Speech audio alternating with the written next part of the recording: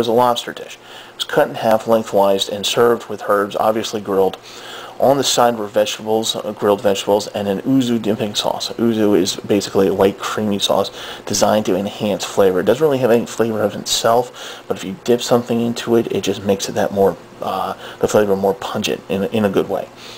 We all really enjoyed this dish, and there was really nothing wrong with it. But I was sitting with a bunch of people that are from Maine, and I've had the luxury of having a Maine lobster cooked the Maine way, which means that once you have it that way, it's really hard to have anything else beat that. So while we called it the weakest dish, we gave it a pass because, like I say, you just can't beat a Maine lobster, but this was really, really good. If you haven't had Maine lobster and you have this dish, you're thoroughly going to enjoy it. Okay, the second entree was Kobe beef. You know, Kobe beef, that's the kind of cow that, you know, that people feed beer to. You know, one cow can bring thousands of dollars. Its meat can bring thousands of dollars. Well, this was cut thinly sliced, and it was slightly seared, just enough to cook it. And there was a very slight soy sauce underneath it. And on top, there were pickled vegetables. Oh my God, it was so good. I cannot even describe it. You just have to go to Morimoto's, order the Kobe beef, and just eat it for yourself. It's that good. The last course was, of course, dessert.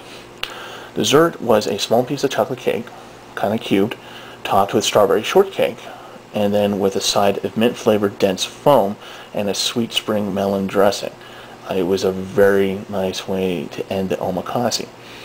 Now, I want to jump back to the beverage omakase, and I just want to kind of give you an example of how neat this was.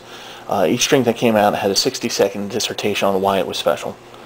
And we had she had one particular sake drink, which was really special because it had no bite to it. You couldn't taste the alcohol at all. And the reason for that is, as it was explained to us, is that the hull of the rice is 50% removed. Now, apparently the hull of the rice is what gives the flavor and the bite to the alcohol.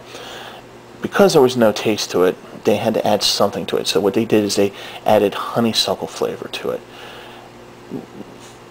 Ladies and gentlemen, if you drink this thing, it's going to get you in trouble because you can't taste the alcohol and you're just going to keep going until you pass out. It's that good.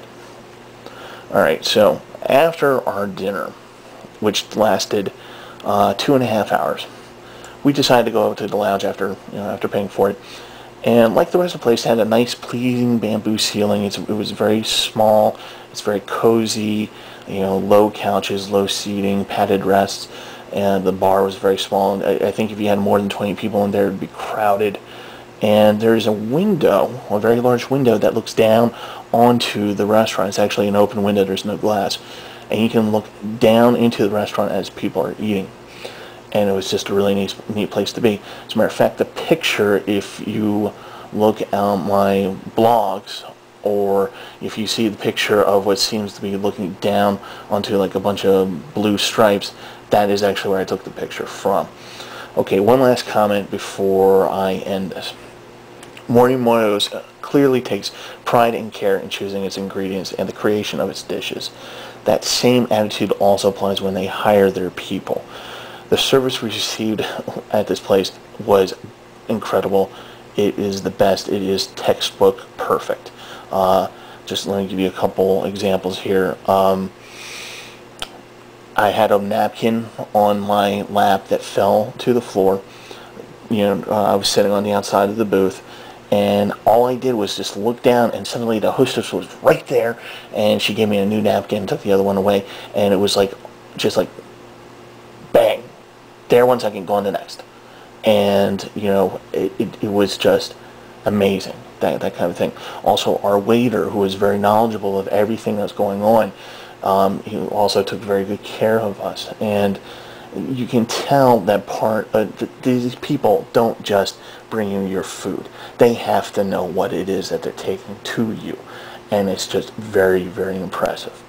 Okay, last thing to say about this, it is very expensive. For the 4 of us, it was close to $800.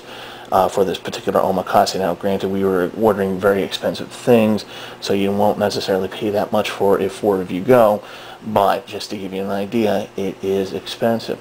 But I have to tell you, if you want an experience, if you want a really good Japanese fusion cuisine experience, and you want to go to Morimoto's, save up your money, look at the menu. It's online. It's www.morimotorestaurant.com. Go there, check out, see what you want to order, save up your money, and go, because you will enjoy this. I'm telling you, you will enjoy this. All right, y'all have a good one.